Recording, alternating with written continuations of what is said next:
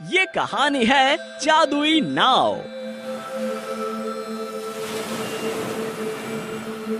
अरब सागर के किनारे दो मछुआरे धानु और कलारी रहते थे। दोनों मछलियां पकड़कर अपना गुजारा करते थे। धानु और कलारी पड़ोसी थे और हर रोज मछलियां पकड़ने भी एक साथ जाया करते थे। वे दोनों भले ही हर वक्त एक साथ रहते थे, लेकिन दोनों के आचरण एकदम विपरीत थे। धानु संतोषी था, जबकि कलारी लालच का पुतला था। वो हमेशा समुद्र में ज्यादा दूर तक जाता था ताकि ज्यादा बड़ी मछलियां पकड़ सके, और धानु को जो मिला उसी में वो खुश रहता था। धानु और कलारी की तरह ही सारे गांव की आजीविका समुद्र पर निर्भर थी।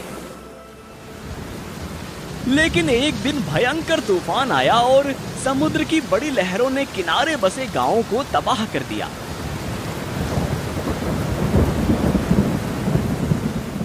जो बीच में आया उसे बहा ले गया।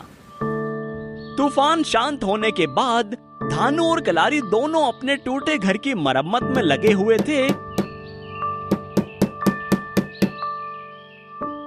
कि तभी वहां एक साधु आए और कलारी से कहा, मैं कुंभ के लिए यात्रा कर रहा था, लेकिन इस तूफान की वजह से आगे नहीं जा पा रहा हूँ।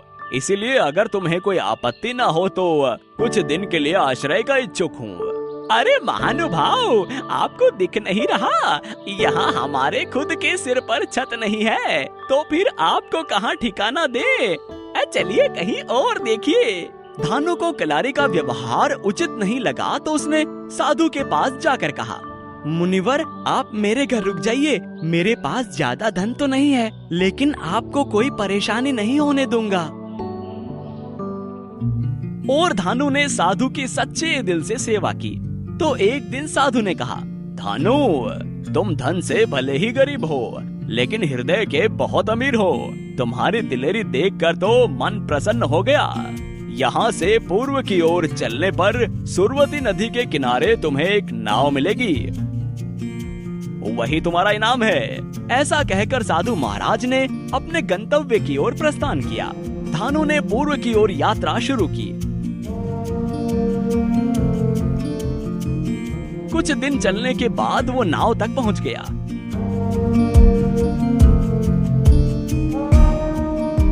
नाव के पास जाते ही नाव से आवाज आई, बुराई पर अच्छाई भारी, आपके लिए मैं हूँ जादुई सवारी।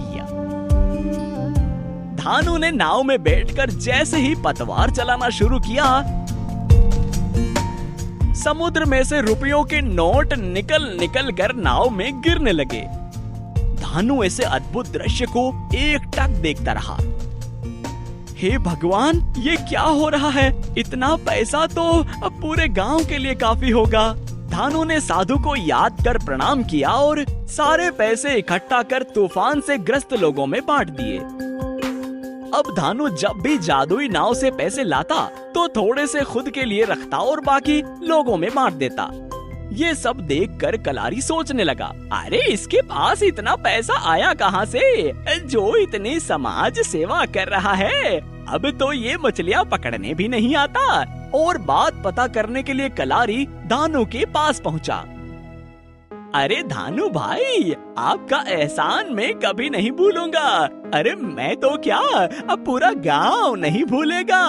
ऐसे मुश्किल समय में इतनी मदद तो कोई फरिश्ता ही कर सकता है। जय हो धानु भाई, तुम्हारी जय हो। अरे कलारी, ये क्या कर रहे हो तुम? मैंने ऐसा कुछ नहीं किया है जो तुम्हें मेरे नाम के जयकारे लगाने पड़े। अगर जयकारे लगाने ही हैं तो उस जादुई नाव के लगाओ, जिसके कारण ये सब कुछ संभव हुआ है। धानु ने कलारी को अपना मित्र समझकर सब कुछ बता दिया, परंतु कलारी कुटिल और लालची था। वो जादुई नाव को हथियाने की सोचने लगा। अरे कैसा मूर्ख है ये, जादुई नाव है इसके पास, फिर भी अभी तक झोपड़ी में पड़ा है। लेकिन अच्छा है, इसकी मंद बुद्धि मेरे भाग्य के ताले खोलेगी। बस एक बार जादुई नाव हाथ लग जाए। लेकिन धानु के जीते जी तो ये नाव मुझे नहीं मिलेगी, अब पूरे गांव का मसीहा जो बना हुआ है। अगले दिन कलारी धानु को बहाने से समुद्र में ले गया। और समुद्र में दूर जाने पर उसने धानु पर जाल डालकर उसे समुद्र में फेंक दिया और वहां से भागने के लिए पतवार चलाने लगा। लेकिन उसके पतवार चलाते ही नोट की जगह बड़े बड़े मगरमच्छ नाव में आ गिरे और वो कुछ कर पाता उससे पहले ही मगरमच्छों ने उसे दबोच लिया